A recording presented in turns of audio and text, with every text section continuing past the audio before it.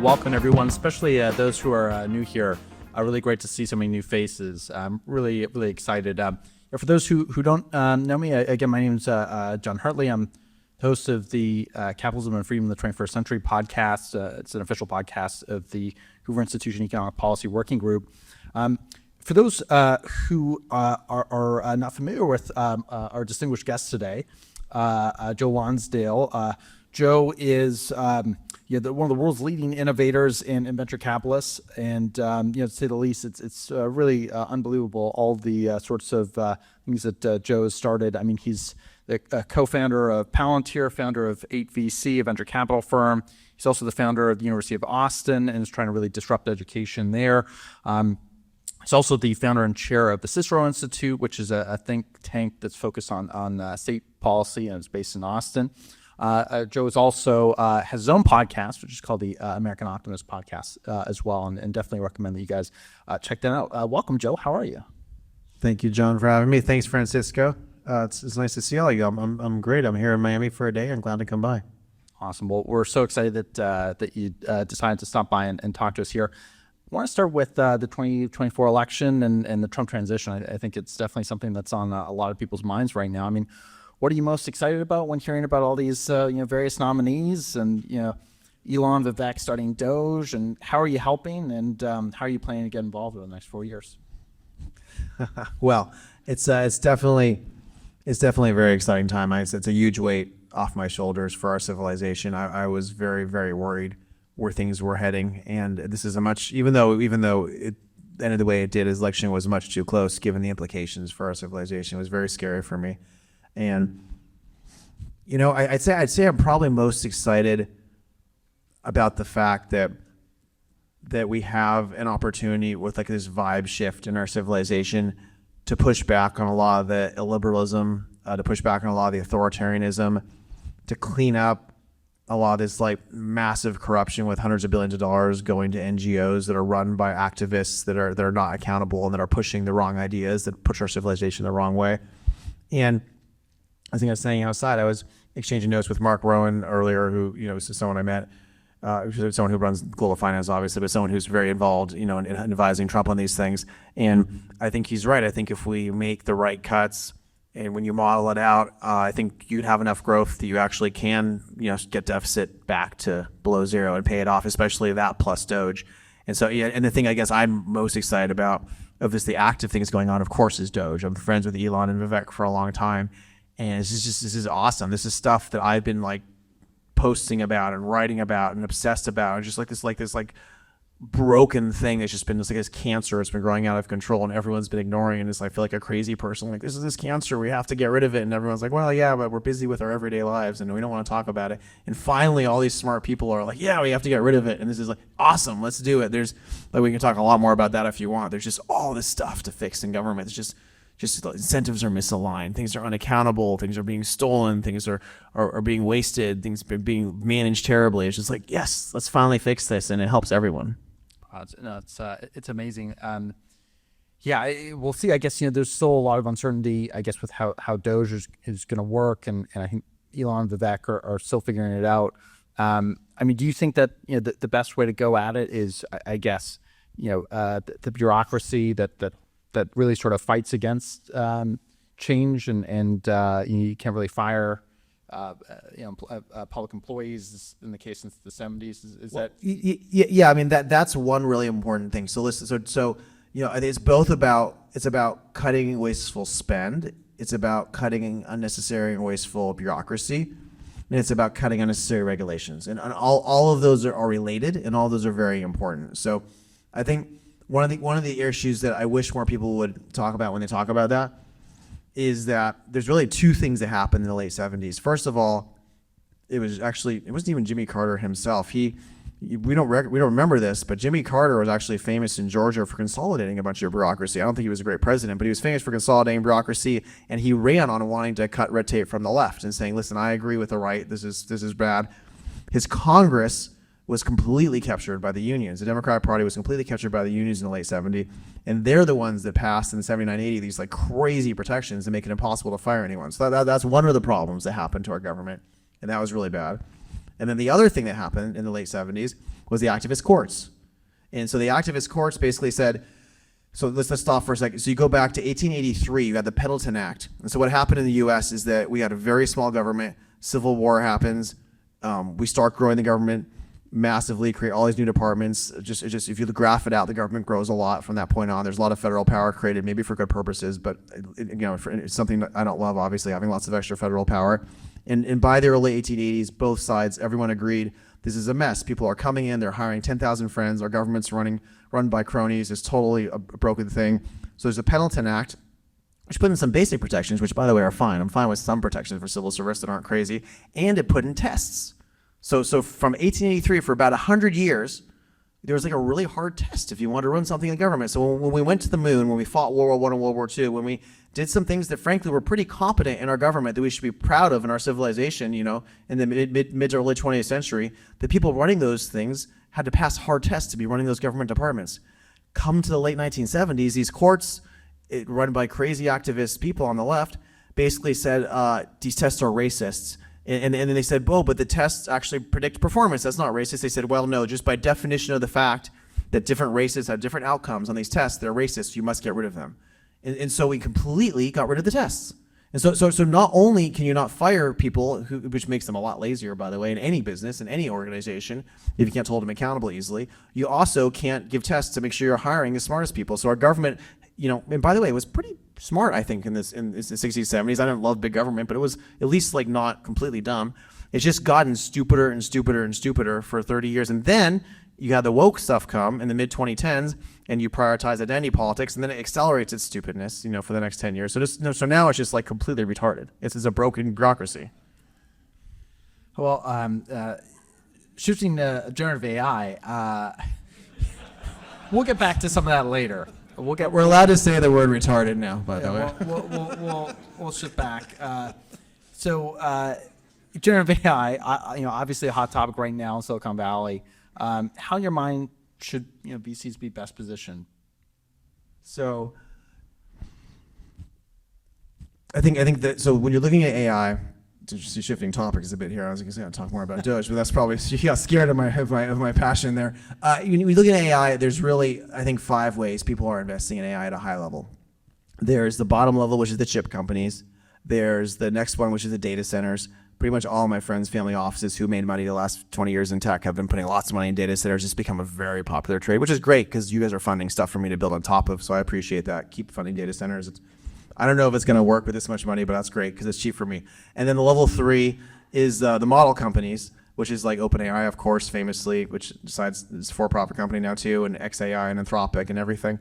And then level 4 is software infrastructure. This is how you deploy AI, and that's obviously, there's a ton of, I think San Francisco is probably the center of that. There's a ton of very, very powerful software infrastructure companies. We're invested, for example, in Ollama, which like over 1 million engineers use to deploy their Ollama models. There's a lot of good stuff there that makes sense.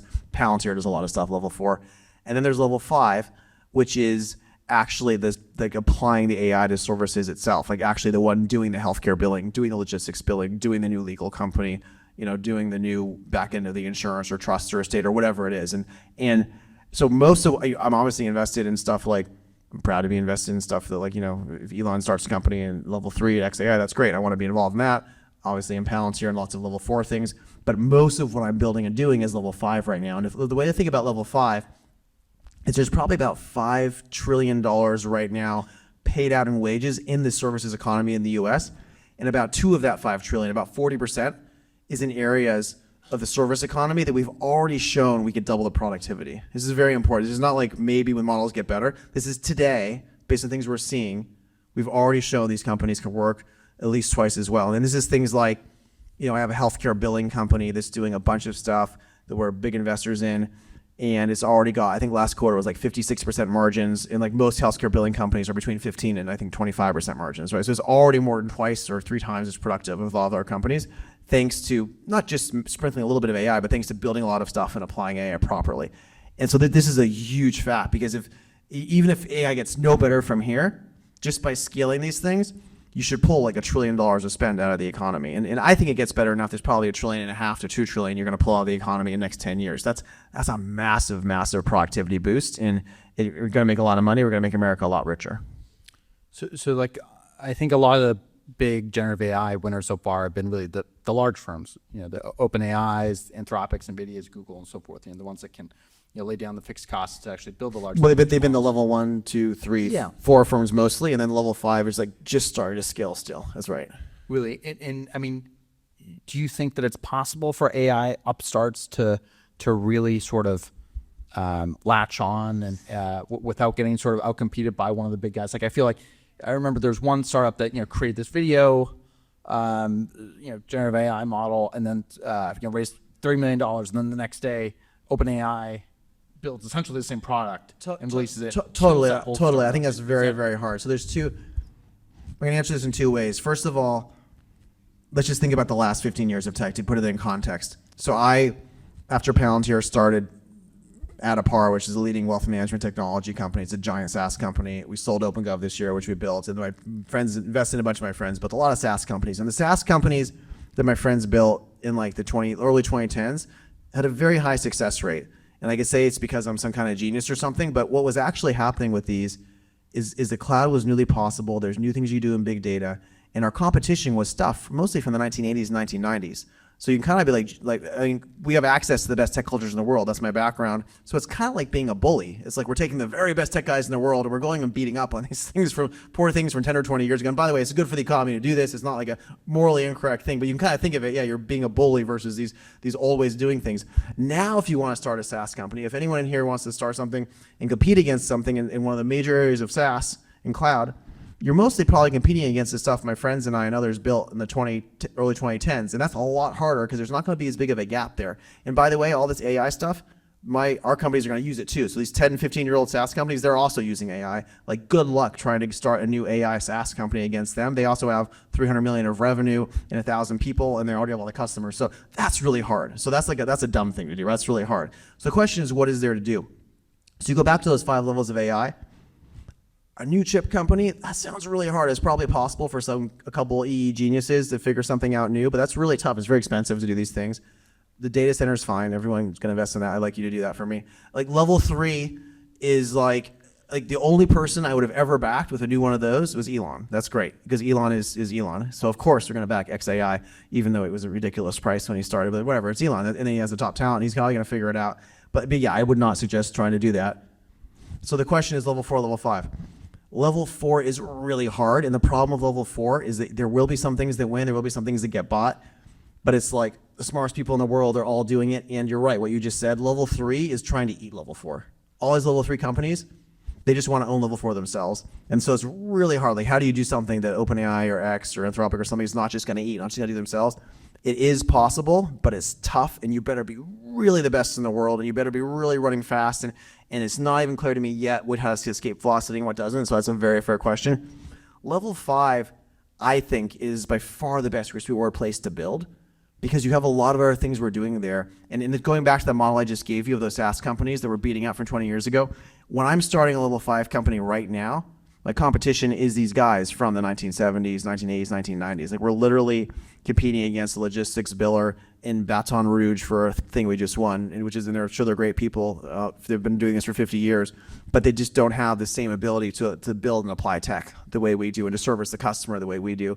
And so if you can build a great operational culture, you can compete and win there. And I do think there's moats and barriers to entry at having great operational cultures that build and apply AI. So I think level 5 is a great place to build. I think level 4 for a few geniuses is going to be great, but man, that's hard. I wouldn't want to try to do that. No, definitely hard. Definitely not something I could do. That's for sure. So outside of AI, what other sorts of startups are you most excited about right now? Is crypto dead? Anything in fintech interesting? Other places that you're looking at? Obviously, Gen AI. The thing I've done the most in these areas, so I built a bunch of SaaS companies. The other thing we've done the most probably and uniquely is defense, right? So I've been lucky to start 6 different unicorns. 3 of them are in defense right now, and I'm working on a couple more there. And the reason this is really exciting is that Palantir was like the worst thing to build in the sense that the government was not fair, was not letting a new competition. We had to be so persistent. We had to keep trying for years and years and years. Even when we won, they would like use the thing that cost 10 times as much sometimes. It's a very frustrating company. But I think the path that was paved by Palantir by SpaceX and now by companies like Anduril, which was like started 8 years ago and has grown really quickly, to create these new primes, has created an awareness with the generals, with the admirals, with the people in the House and Senate Armed Services Committee, that the old primes, because all the old primes consolidated after the Cold War ended in the 1990s, and they became completely dominant, but they became very bureaucratic and slow, and they lost a lot of talent, and they're not as dynamic. And there's still great things some of the primes do, but overall, there you got that, no problem. Francisco's trying to get me here. Overall, there's just like a lot of need for like new possibilities, and warfare. Warfare is completely changed. We could talk more about that if you want. And so I'm building a lot there right now. Awesome. All right, we're going to talk a little bit about defense tech in just a minute here, but want to first talk about we're in Miami. I want to first talk a little bit about San Francisco versus Austin versus Miami. And Joe, you were one of the first Dangerous conversation I know. there. Someone who lives in Texas. We'll see if we can maybe convert you here. The people here are maybe better looking, actually. I'm not sure if I'm supposed to say that. That's high praise, very high praise. You were one of the first people to leave San Francisco for Austin, and some other people like Peter Thiel and others from Founders Fund have resettled here in Miami. I mean, we're about I think like 5 years into that experiment. I mean, do you see that something that's continuing, or is a permanent move, or do you see there being a bit of a reversion back to SF amidst this AI boom? So I originally moved 60% of my firm to Austin, and I think now it's about half of my firm in Austin. So we did have to move a few people to be back participating in the AI boom. I have to admit, there are some things happening in San Francisco that are unique to the entire nation and that are based there. That said, there are also some things happening in Austin, in Texas, and other states like that are unique in the sense that, like, the Tesla manufacturing plant that Omi built with Elon took 18 months, the biggest plant in the world. They wouldn't have got that permitted in like 5 years or 10 years in California. Who knows? And we're going to build 500 ships next year with one of my defense companies in Austin. I don't, also Segundo has some great talent. I just don't think we could have scaled nearly as quickly. And again, had the state kind of work and help us move obstacles out of the way for dumb rules in order to help us scale. And so there's some things that have to happen in Austin and have to happen in states that are kind of more aggressive about helping us with these things. Miami seems to be attracting a lot of amazing talent. I was saying earlier, I used to come here like every year or two. I think now I'm here 4 or 5 times a year. There's amazing people here to see. There's a lot of the best investors. I think one difference, so I think there's lots of things we can talk about where Florida is run very, very well. I think you guys have like the best legislature because everyone terms out after 8 years. And so you get the speakers of the House and leaders of the Senate here that are really aggressive. Their last 2 years they get put in and they just do amazing work. So I love your guys' government here. One of the differences is there's probably not as many engineers or engineering culture. So Austin has a top engineering school, has a history of for 70 years of like lots of big companies in the tech world being built there for tough engineering. And so there is more, it is easier. I think it makes more sense that Elon's there and people like that are there because we're building lots of things with engineers. I think if I want to be around like top investment minds just investing, I think this would be a really compelling place. And absolutely. Well, if there's anyone from the University of Miami here or from other schools, I know that there's a lot of great efforts going on there as well to really invest. It's amazing how these network effects work. Where like even though Austin's had some great stuff for a while and keeps getting better, it's just so hard to compete with the depth of Silicon Valley's network and engineering. And then similarly, Austin does have 60, 70 years on Miami. So I think Miami's going to build it up, but it takes a generation sometimes to get that depth of engineering. But you definitely see a move from Chicago, like I said, from California, from New York, both to Austin and Miami, and you get just so many great people. It's a really fun time to live in Austin, as I think it is here too, from what I'm seeing. Is you just get like so many cool people constantly coming to town, constantly joining. I was working out, and my friend has a $1 billion consumer company, built an awesome headquarters with an awesome gym right near my house. And just like the guy who created Solana just happened to be there like this week. He just moved to town. I mean, there's just all sorts of amazing people coming through Austin. It's really cool. That's awesome. Well, you're also the founder and chair of the Cicero Institute, and it's one of the most powerful groups in the country when it comes to creating and passing legislation in states. That's how I know Florida is so great. Yeah, absolutely. And you've got teams, I think, in about 20 states, including Florida. What are some of the big recent successes there in your mind? I know school choice and universal licensing recognition are sort of 2 big ones, but what are the big wins in your mind? Well, school choice is big.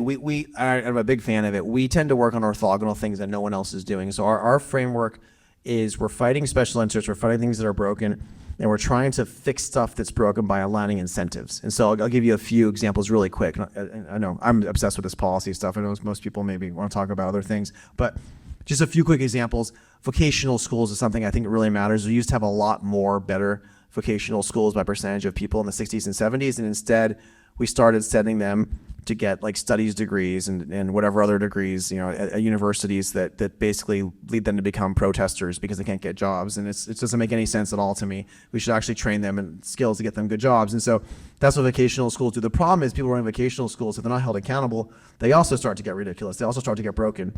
And so if you ask an average politician about this, like, yeah, I want to fund vocational schools, and it stops there. But if the vocational school is run by an idiot, what do you do? And so here's what you do. If you have 20 vocational schools in a state, or 27 high-end ones like Texas does, what you do is you say, we're going to fund the vocational schools in proportion to the average salaries coming out of them. And you measure, you give them a number, which is their average salary over 3 years.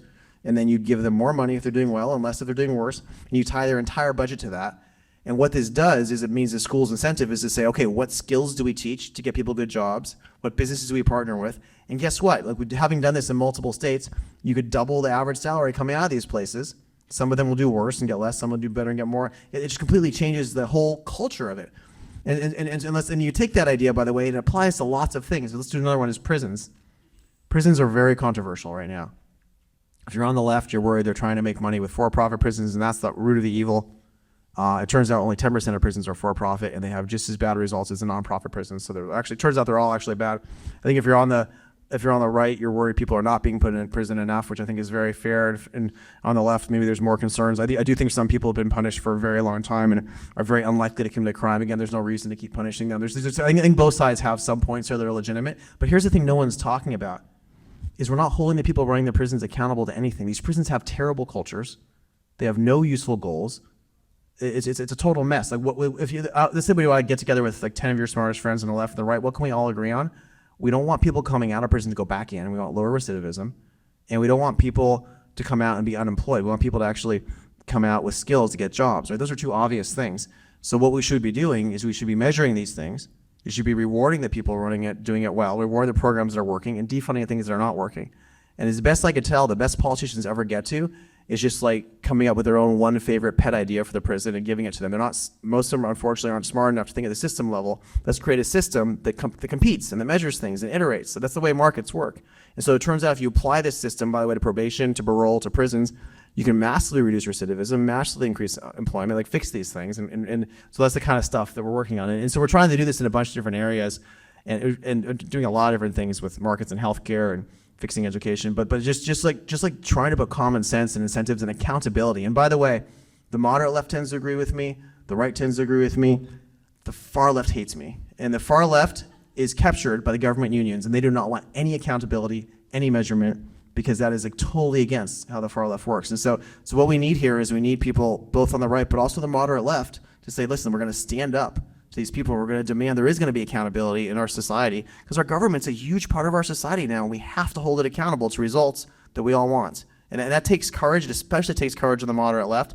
It's mostly not there in our society right now, but I'm hoping with this vibe shift, we're going to get more of them to come along.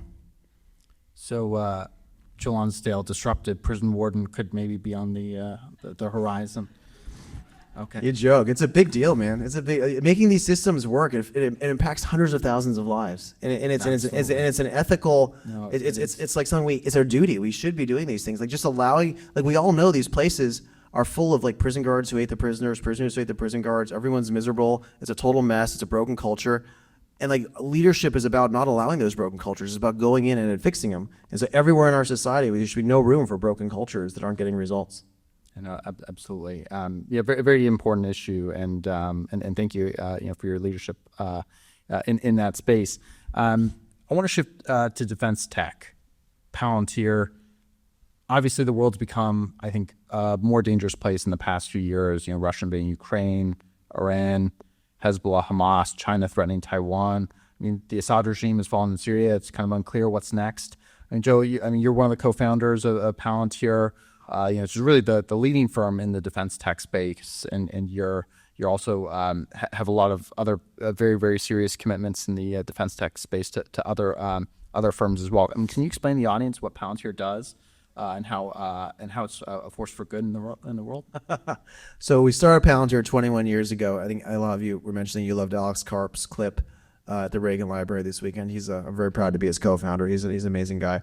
Someone mentioned his hair keeps getting crazier as he gets richer. So he's a character. He's a PhD too. So He not only is a PhD, he was the star student of the top philosopher in the world. So he's definitely was the only non-technical person who was full time on the co-founding team. He was like a Habermas student at one point. Yeah, exactly. He was Alex is a genius. He's taught me a lot about people and institutions in the world. It turns out you need kind of these philosopher builder types for these things to work, and he had a big influence on me on that. You can't just have the best tech. You also have to understand the world and be interested and curious about how the world works, which Alex is. Palantir took some of the one of the very top tech cultures in Silicon Valley we created. It was ranked #1 for quite a while, and applied it to areas of our society that don't have functional tech cultures and didn't have functional tech cultures for a very long time, and solved some very important problems. Helped save the government billions of dollars, helped eliminate several thousand terrorists, helped block dozens of attacks, and then helped do that for about 40 of our allied countries. And it turns out the hard technical problems we solved by creating these ontologies and bringing the data and the workflows together in certain ways to build on top of actually are very useful for AI. So not only did we do something I think that was very important for the world and built like when I was there like a unicorn, I think in some ways we got a little bit lucky because we had the best tech culture. We had this thing we built that it turns out is very useful for AI. So we're kind of in the right place at the right time with that, and then seized the advantage and built on it. And so they're now going around and teaching hundreds of the top corporations how to do things in AI. I think one of the things is you show up, and these people have all been spending lots of time and money on this the last 2 years. And so the IT guys are sometimes terrified of Palantir because you come in and say, give us 1 week, and in 1 week we're going to do something that's much more useful to you and impressive than the last 18 months you just spent time on it. And we consistently do that with the pilots, and then you win it, and then you grow. And that's why Palantir is growing really fast. So it's in a really good position right now. But I think the moral kind of background of the mission for Palantir was after 9/11, let's make sure that does not happen again. And it's not, you can't only credit Palantir with that, but I think we definitely played a critical role in making that happen. Yeah, it's amazing. Yeah, and I know, there's always these crazy libertarians that like hate the TSA and stuff like that. I hate the TSA. You hate the TSA? I'm also a crazy libertarian, though. Keep going. You want to keep the TSA though? Maybe. No. It's like security theater. What the hell are they doing? This is a big waste of everyone's time. Give the airport back the control and then hold them accountable. I don't know. Keep going. What do you want to say? All right. Well, it maybe hire it. Palantir instead of TSA. I'd be less concerned maybe, but It's like such a waste of everyone's time and money, and they don't. Whenever we test them, they always fail. do they? Yes, it's like really easy to think things past the TSA. You should not try this yourself, but it is. Sorry, you're gonna ask a question. We won't give anyone any ideas here. But moving on, University of Austin, any other? You're such an expert in defense tech. Do you want to talk about your other defense? Yeah, I think just listen. What they do. Listen, so yeah, we mentioned this earlier. Warfare has fundamentally changed. If you want to fight a war today or in 5 years, it just does not look anything like what the wars of the past look like. It's very sadly in World War I. You had this kind of maligned aristocratic class that had been like kind of beaten by the progressives for a generation. It was finally feeling really excited that it got to prove itself, because the whole purpose of the aristocracy in the Great Britain and in the past was to be the warrior class and to defend the civilization. And so these like young men got on their horses and they took their swords and they charged to the front, and they were all mowed down. It was very sad because warfare just totally completely changed, and it was a huge mess. And there's a lot of things like that today that are analogous to that. I have to be careful what I say because I hang out with all the guys who run these things and they'll get pissed off at me. But there's a lot of stuff we're doing now that is equivalent to that. And then what warfare should look like today is you need mass swarms of autonomous weaponized things, whether they're drones, whether they're overwater vehicles, which we're building with Saronic. We're going to build 500 ships in Austin next year to build these very sophisticated ships that can coordinate with the fleet and attack together and separately, and whether they're weaponized different ways. Whether it's underwater stuff like the dive stuff that Anduril's building, where you're building 200 of them a year out of Rhode Island right now, hopefully going to accelerate that.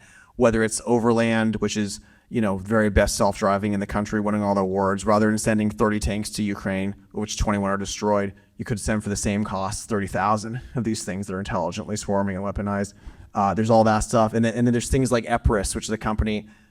actually proud to have helped start. We kind of anticipated all the drone stuff 7 years ago, right after Anduril started, and we backed that. We just started Epirus, and it's the best. It's like a force field. It's the best directed EMP in the world. So you can shoot microwave radiation in a cone, and you could turn off like 100 drones at once, or you could turn off like a very powerful, large Iranian drone, which I don't think these are Iranian drones over New Jersey, but we could turn those off too if someone wanted. And so there's things like that.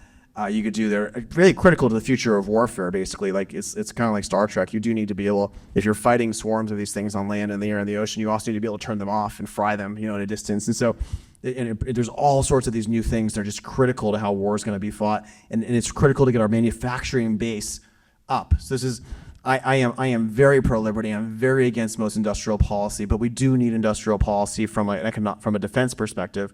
Otherwise we're going to lose to China if we ever have to fight them. We have to be able to produce more of this stuff. So this is all really critical.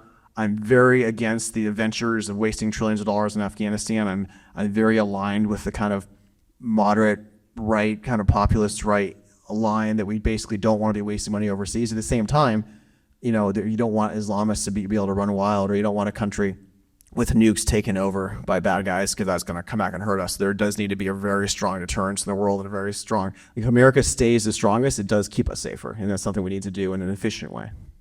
No doubt, and pager warfare as well. Pager warfare is more Israel's thing, but they did a great job. Yeah, absolutely. It's fascinating, and also want to talk just a little bit about and thank you for all. I think it certainly should be said.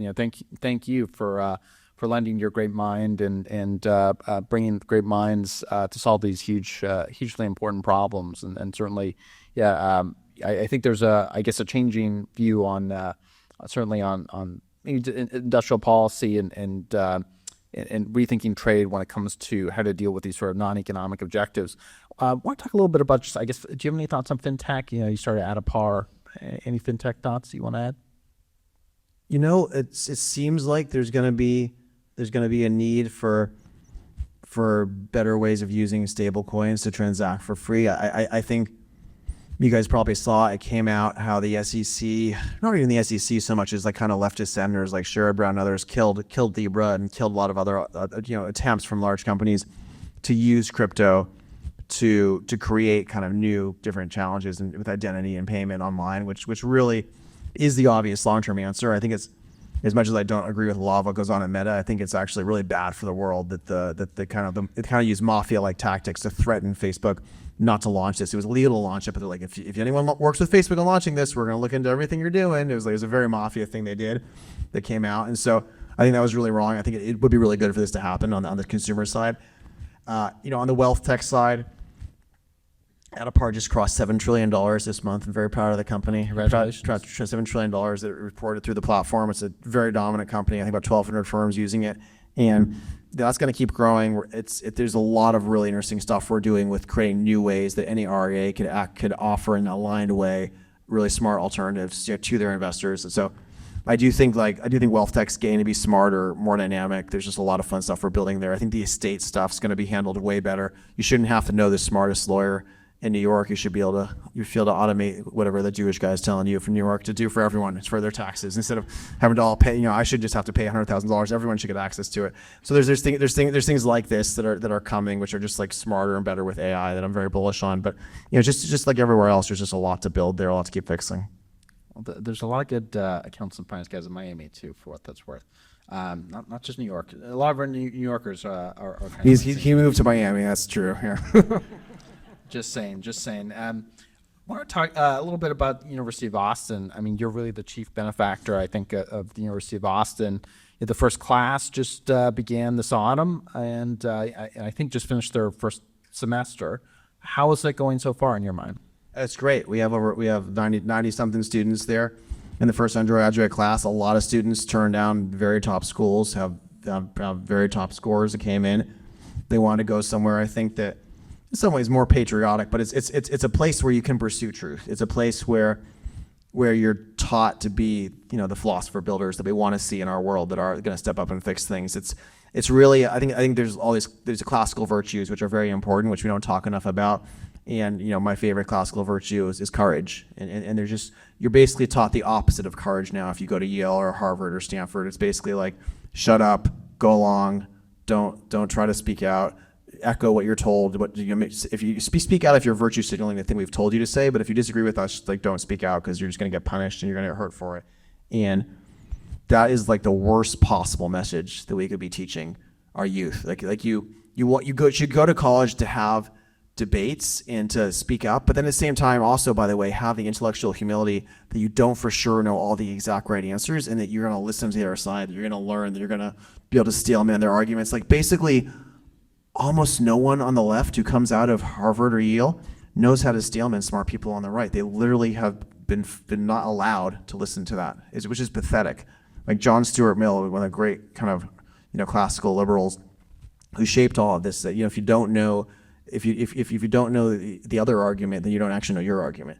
And it's just a dysfunctional set of affairs that's bad for our civilization. Like, there's just these we live in a liberal civilization that is based on these open debates, and it's based on, frankly, understanding the conversations of the last 1,000 years, especially the last 300 years with the Enlightenment, which are also not being taught at these schools. And so there's just a lot of stuff to fix. And University of Austin, I think our goal is for about half the kids to be STEM. I'd say it's about 1/3 STEM right now, because we are starting really deeply with the kind of history, economics, philosophy, and great idea stuff. But the idea is to have both great thinkers come out of there who are leaders in policy and politics and other parts of society, but also to have STEM leaders come out of there, but STEM leaders who are more well-rounded and who are going to fight, speak up and build cultures that are healthy.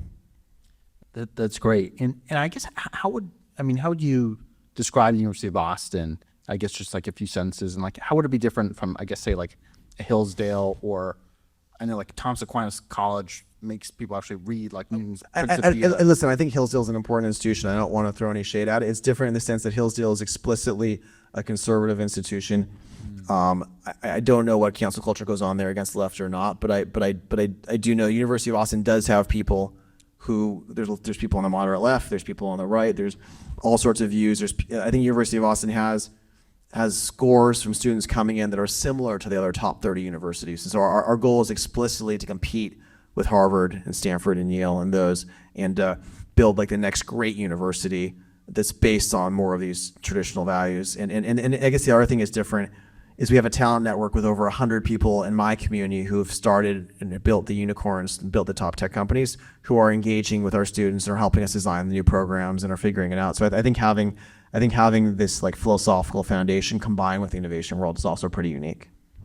Yeah, well, it's very impressive what you're doing. I feel like starting school is almost something sort of unthinkable even just a few years ago. It's a very crazy entrepreneurial endeavor. We had to do like thousands of pages of regulation. Like, all these things are set up to stop you from building new universities. Right. It's really, like, there's always moats in everything I build. These are some of the worst moats I've seen. We had to be very stubborn. Fortunately, people like Barry Weiss, Neil Ferguson, two of my main co-founders, and Pano, who's been our president, they've worked very, very hard and pushed this through. And it's amazing getting to work with those people. No, absolutely. And finding those, I guess, regional accreditation monopolies, it's definitely a big moat. And that's something hopefully this administration will also fix for everyone, which would be great. We'll see.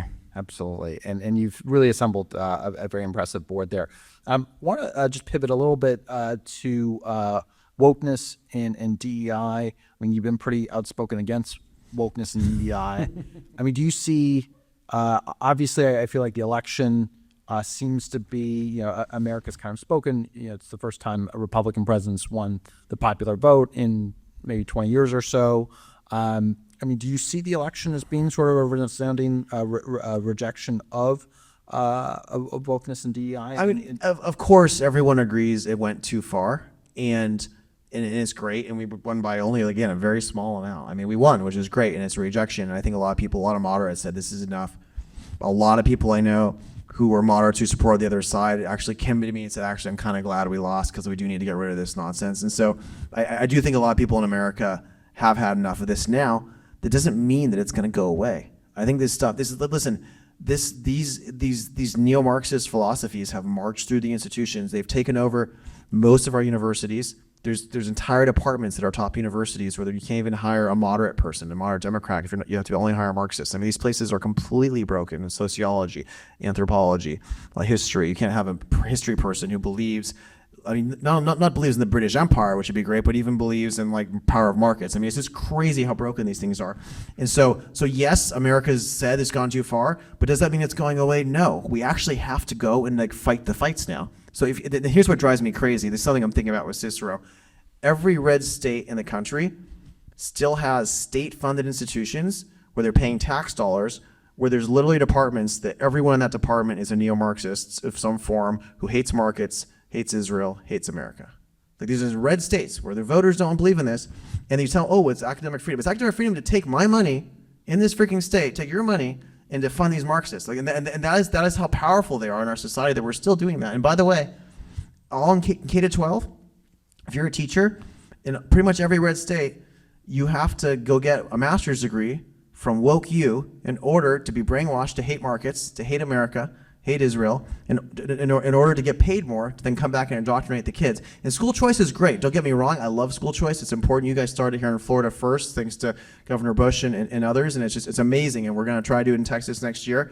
But school choice is not enough because no matter what, in 10 years, there's still going to be a bunch of kids in these schools, and these red states need to stop telling these teachers to go get indoctrinated in order to get paid more at a woke place. This is crazy.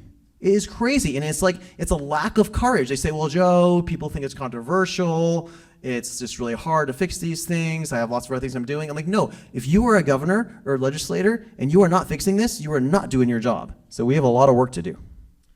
Yeah, no, absolutely. And I'm curious, like, in terms of corporate America, which I feel like came to just recently, but I think corporate America certainly has become a hotbed of wokeness and DEI as well. I mean, do you see a shift there? I mean, there's been some reports of some companies. Oh no, of course, everyone's now just shifting slightly, and they're on the new side, and they're quietly firing a lot of the teams that were obviously totally insane people, but they couldn't admit they were insane people until about 5 minutes ago, and there's a big shift, and it'll come back, and they'll do the next crazy thing because there's no courage in any of these companies, and it's fine. It's good. It's a good thing for our society that the people who are the NPCs and the people that don't have any courage are now going along with getting rid of this nonsense. But yeah, it's just the lack of backbone in all of these people and all of these CEOs. It's disgusting. But it's nice they're coming around. And I'm curious, what do you think about the tech world? I mean, I think one of the big surprises ahead of this election was just how many people from the tech world, I think people like Chamath and others, people who were pretty serious card-carrying, toe-the-line Dems even a few years ago. And I mean, even 10 years ago, I mean, Elon Musk was, I think, a card-carrying Democrat and others. I mean, do you think that shift is a permanent one? Yeah, I think this is a big shift for quite a while, because I think you have a part of the Democratic Party that's completely insane. I don't know if it's 20% of it or 40% of it or what, but it's probably 25, 30% of it that is completely insane. And I think the moderate left, like I said, lacks the courage to fight that and push back on it. And as long as that insane, broken thing is there and is powerful and is running any institutions in our society, you're going to have a lot of smart entrepreneurs who are going to be pushing back. You're going to be fighting it. And listen, the tech world, the other thing that happened, I think, if we're going to try to diagnose this, there's, first of all, these people went insane. You got to stop them from breaking things. But secondly, the tech world has intersected with government brokenness in a much bigger way in the last decade. So a lot of the stuff we were building in tech was in completely non-government areas where the regulation didn't really affect us that much 20 years ago. But if you're building in healthcare, if you're building in defense, if you're building in areas that intersect with manufacturing or education or et cetera, all of a sudden you're exposed to these like totally crazy corrupt regulations and moats and things set up. And you're like, wait a second, this is broken. This is hurting our civilization. Guys, let's fix this. And you go, and a lot of them like would go and say, okay, this is obviously wrong, let's fix it. And then they'd be really surprised when it just didn't get fixed and it was just stayed corrupt and stayed broken. And you look at all these areas of our society where the costs have gone up, right? You can do this chart where there's the stuff in blue lines and the red lines, and you see the parts where inflation has gone up. And these are the parts the government is just clearly breaking and clearly allowing itself to be captured to break. I mean, healthcare is probably the worst, but there's a lot of other ones. And this is finally something that a lot of the tech world now is exposed to. It says, wait a second, well, let's fix this. And then they realize it's actually their side as the Democrats that are the ones who are not letting them fix it. And that's been a huge red pill for a lot of my friends. Yeah, no, absolutely. Last question. Doge, if you had one recommendation for them that they would, implement with 100% certainty, what would that recommendation be? I have so many things I already mentioned, so I'm not going to mention, the cutting NGOs and fraud and everything else. The one thing I would say is that when you look at how Elon Musk has his rules, like first you go in and you like get rid of the dumb requirements and you cut stuff that's not needed, and then only then can you optimize. And so I think the optimized thing that's going to come next to calling it day one is all this really cool firing and cutting and just like stuff. Get it out of the way. I'm so excited. But day two, if I had one thing for the optimized, is we need to have a transparent process driven by tech for every regulation to have to fight for its life every X years. And it needs to be something that it's because it's driven by tech and transparent, everyone can see it. Because basically 17 states have regulatory review processes and they don't happen because the lawyers are busy and no one sees. But if you make it transparent, you force regulation to fight for its life, and you make it really hard to stay around, it better be doing really good things, that would stop this cancerous growth of just infinite regulations over time that are suffocating the growth of our civilization. So if we do that right, that could change everything. Well, Joe Lonsdale, thank you so much for joining us. This has been really amazing. Thanks, John.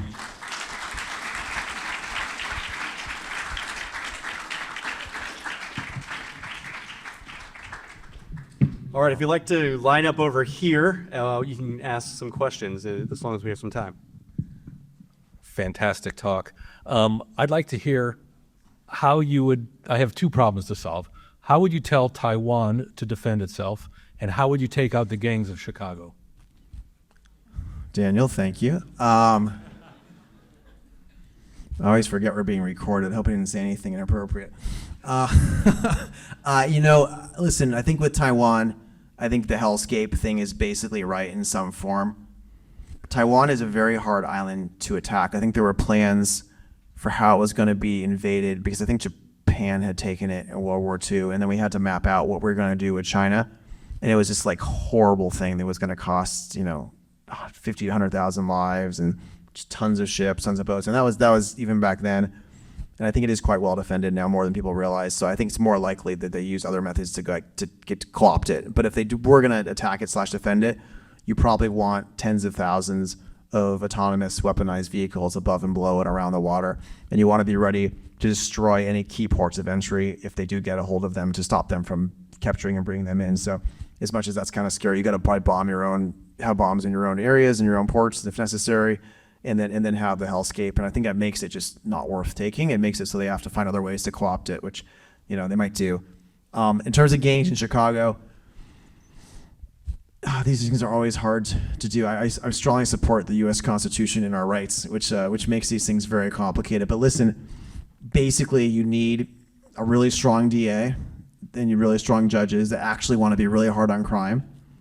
And then you need probably some new form of like the Illinois Rangers. I don't know what they call them in Illinois. We call them the Texas Rangers, that basically are trained probably by special forces to do honeypots and to do honeypot operations and just whatever kind of crimes going on, like make it a competition and figure out how to entrap them and legally, of course, and get them. But it has to be an effort with great leadership and great talent, and it has to be something a state wants to do. And right now they don't have that leadership at all. Well, sure. If we're doing all this, like once you get warrants, you could track all these people. You could listen to everything going on. If we're allowed to turn Palantir on the people who are there, once we know that they're guilty, and then use that to find others and everything. Sure, there's all sorts of things we could do with that. We could do that with Mexico as well, by the way. If we want to really get rid of the cartels that are bothering everyone, is probably use whatever we used on terrorists in the Middle East. We should probably point to the cartels in Mexico. Same thing. We have to be very careful doing that in our own homeland. I'm very pro civil liberties, and so we just have to figure out what's allowed with that. And it's, at some point, if it becomes a big enough problem and Illinois decides to do it in the right way, that's great. But until then, until we have that leadership, I think the best solution is to move to Miami or Austin. All right, next question. Hey, Joe, how are you? I have a quick question. We recently, let's see if I can pick this up. I'll just hold it like this. We recently had an event with the Economic Club about the next generation. And so there's like a transformative shift, trillions and trillions of dollars coming to our generation soon. You're seeing baby boomers wanting to get out of their typical mom and pop shops, selling them out. How do you see this unfolding, and how would you say we can best prepare ourselves for something like this? Yeah, this is a huge trend in our society. I agree. There's trillions of dollars of small businesses where people are going to retire and pass it on. I think probably the right way to do it, and I'm talking a lot about this with a few other friends as well, is we need a distributed method of getting advisors and training operators and of partnering with operators to buy these and back them. Tech's going to play a big role in that. It's going to play a big role in transforming these businesses and making them more efficient, but you still need operators on the ground willing to run them. I don't think private equity in a traditional sense is always the right way. It doesn't always make sense to go into small towns and just roll up everything into part of something of 30 things. So I actually do think you need like distributed training and talent and finding smaller entrepreneurs and a movement for more people to be kind of small town entrepreneurs. And there's a lot to build there. Yeah. All right. Hello, thank you very much for this awesome conversation. I have a quick comment before the question. I'm from Spain, and I want to go back to TSA. We're a socialist country in many aspects, much more socialist than the United States.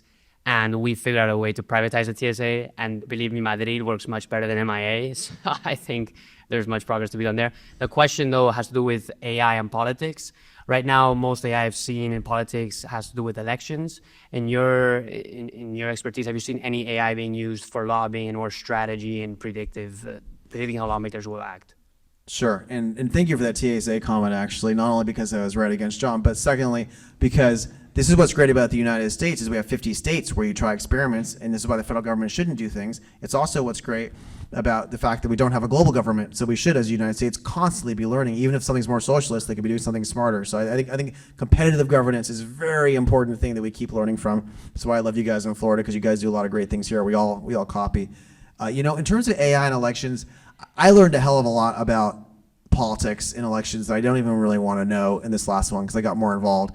And like I'll tell you, there's things like APIs that are available within 24 hours where you can see if someone's voted or not. You can't see who they voted for, but you can see if they voted or not, which then changes how you follow up with them to like remind them to vote again. There's rules in different states for if you request an absentee ballot at one election, they just keep sending it to you forever because that was good for whoever party was in charge there. And there's all sorts of crazy new rules, crazy new things there, and it is a giant big data problem. And a lot of people are trying to use data and AI to map it out, to predict, to see where to put their resources. Listen, I think Elon did a very good job of this and was very critical to this when he put money and time into this last election with a lot of his smartest people. It's something the left was winning at by far before, and now I think it's a little more neutralized. In terms of the exact tricks, I can't say too much more, but yes, there's lots of stuff there that's key. All right, next question. I stood in line first, so I could ask the last question. What, have we got time for like two more? We've got a couple people behind you. As long as you still cut me in, not a hard stop at 7. Huh? Hi, Joe. I have a question about autonomous agents. A lot of people are saying 2025 is going to be like the year of the autonomous agents. Microsoft, Salesforce, Google, they're all building autonomous agents. I just thought what your opinion on it was, if it's going to be the year of the autonomous agent. Yeah, well, listen, I'm obsessed, like I said, with the AI services at level 5 I was talking about of directly applying AI to solve these things. And a lot of these problems are things we do with agents of different types. I'm not sure a lot of the agents are quite good enough to do everything on their own, but that is how you do these things, is you create different agents and you stitch them together and you practice and you iterate and you use them. And so yes, I definitely think there's going to be a lot more sophisticated types of agents designed to do different tasks and to complement people and replace people in different ways. And so that's a great area to work in. All right, next question.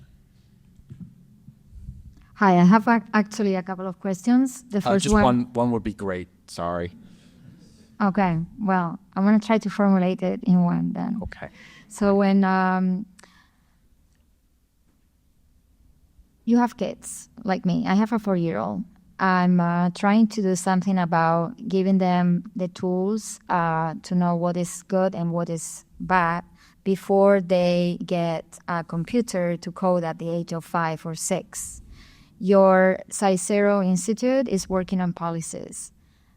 Is there something going on in any of the 9 states where you are working to help our kids to have a better future? Mm-hmm. And also, I mean, it's related also to the level 3 that you were mentioning. Mm-hmm. We all have access to large language models, but don't you think that there is an opportunity in the niche and in the small language models? And not just for, someone like Elon? So on the education front, there's a lot of cool new companies like Angel Studios has made a ton of content that's pro-liberty. It's Christian liberty bias. I think it's a very interesting company. Tuttle Twins was partnering with them, which I was a tiny supporter of, which is this really fun kind of libertarian cartoon. I don't know if you've seen this. They've done a great job. I actually enjoy watching the episodes, and my kids enjoy watching the episodes. I have like a 4, 6, and 7.5-year-old who watch it with me. So I think there's a lot of great content being created. I think there's some people trying to build various things about walled gardens for kids, and there's like a lot of stuff there that makes a lot of sense. It is a really hard problem. I personally don't trust letting young children on a lot of these types of social media or a lot of these types of like certain types of more modern games that use AI to kind of harness dopamine mechanisms in ways that they didn't when we were kids. I think these are a form of drug. And I'm very pro-liberty, but I think these are a form of drug where it's like it is doing something to your brain in terms of how it interacts with you and addicts you and harnesses you and finds out how to figure out how to get your attention when they're really sophisticated. And I think that's fine for an adult to opt into. I probably spend too much time addicted to X or something like that. But I don't think we should, at least for me, I don't want to use that on my kids because I'm not sure I trust them. In terms of the language models, I think you could train large language models to act like small ones in different ways. So I'm not sure if you need small ones, but there's lots of ways that you can train them and create context and specify. But I'll have to learn more from you about that later. Thanks. The education, I was actually referring to AI guidelines. We're actually drafting now the AI guidelines for Miami-Dade County with the Miami-Dade County Digital Commission. My suggestion is don't draft those. That's really bad. Like you don't want to create any rules at all. And if you're creating rules for your school, that's fine. But don't create rules for what people do with their kids. You should not create top-down rules. I think that's really, really bad, and we should make DeSantis stop it if you do that. It's happening. So Okay, well, DeSantis is going to stop it, and I'm going to stop you. But thank you very much. Don't do that. Don't do that. That's authoritarian, and it's not your job, and it's not your business, and this is a free state, and they shouldn't do that. And anyone they try to do it, DeSantis should step in and stop them. Okay. Next question. Joe Lonsdale, Tuttle Twins watcher. That I didn't expect to It's a great get show. out tonight. Great. Next question. Thank you for your time, Joe. Shifting to the banking sector, in a world that's very relationship driven and client facing, and building the relationships tends to be the backbone of business development. Do you see, or knowing where AI is at and where it could be, do you see AI either augmenting those client facing roles or possibly replacing them down the road? I don't think it's going to replace them for a long time. I think people like meeting other people and trusting other people and seeing other people. It's definitely augmenting them in new ways. It's definitely completely changing outbound sales. It's definitely maybe doing some first screening calls and things like that. So there's definitely a huge role for like augmenting with AI. But I think what's happening is right now, the AI is playing that role for like first emails and for first chats and stuff. But I think as that gets more and more popular, it's going to get too annoying for people because they're going to get like infinite inbounds, and then you're just not going to want to interact with something if it's not like a person in your network or trust or have somehow met somewhere. So I think there's we're in an interregnum right now where this stuff all like works better because it's so new and because it echoes a person. But as soon as we all set up ourselves again to protect ourselves from this like increasing deluge of AI we're all going to face, I think you're going to need to find ways for people in relationships to come back in. And so I guess I'm very long people in relationships still mattering for most things. If it's a very simple transaction, maybe the AIs figure out themselves. But for bigger decisions, I think this AI stuff that's growing really fast in certain areas there is not going to work long term because it's just too spammy and too weird, and people want other people, is my view. Maybe I'm old fashioned, but that's my view. I completely agree. Yeah. Okay. Great. Thanks. All right. Next question. We're going to do one question each. You're going to be the last person. We're going to get Joe out of here on time, and ideally quick. Ends with the question mark would be great. Thank you. So thanks for Olama.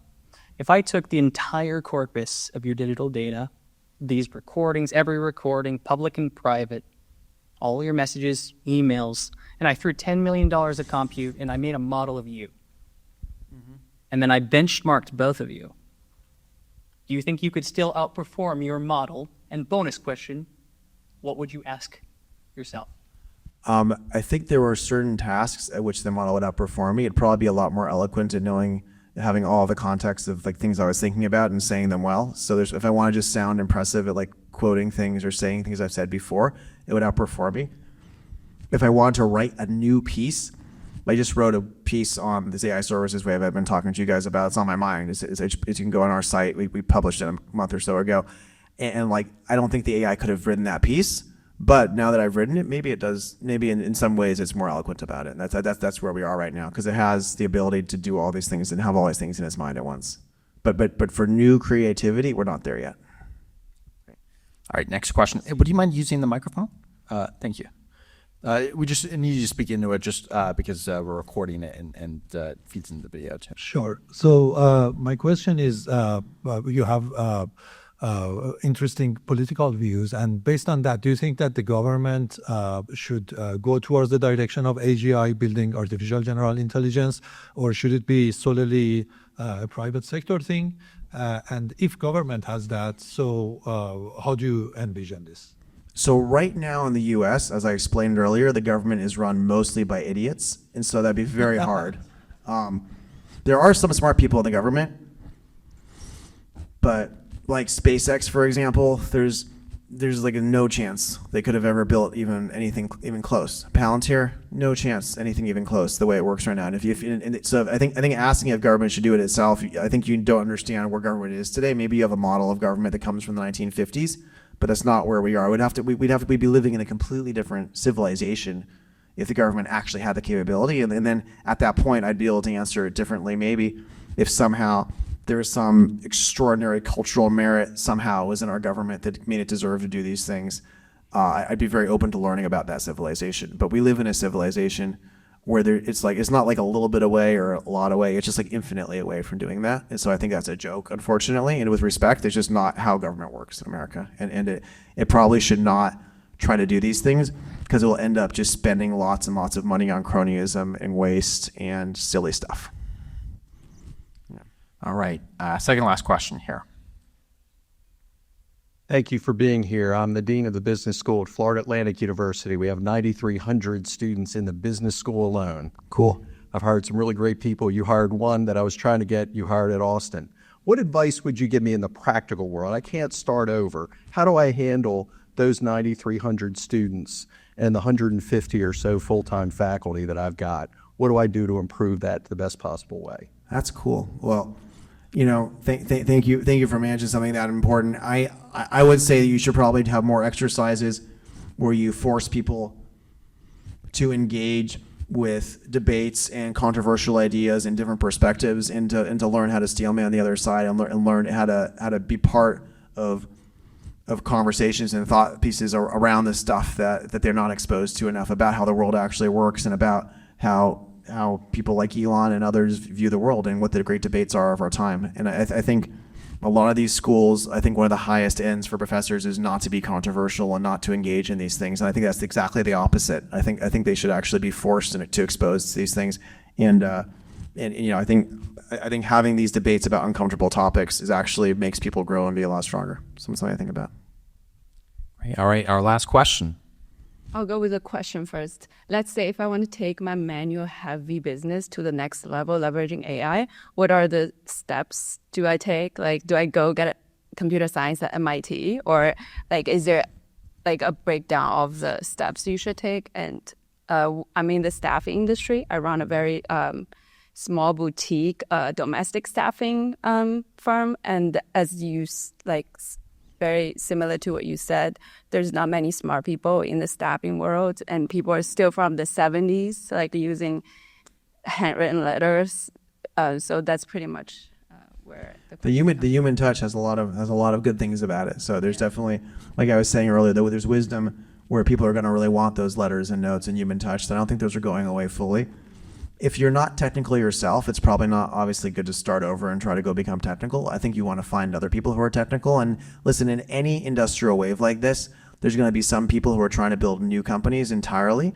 And then there's going to be other companies trying to arm you and trying to give you things. And there's a lot of companies out there right now trying to give you software, trying to arm you, trying to allow you. So I think experimenting with the most advanced new AI platforms out there, I think finding a smart technical person, helping them help you experiment, having them do tests is very worthwhile, and you may actually find there's ways to make it more efficient. So I don't think you have to build something newly yourself. I think you can use what's there, and you can still probably do some cool things with it. Thanks. Joe, thank you so much for joining us. Let's give Joe another round of applause here.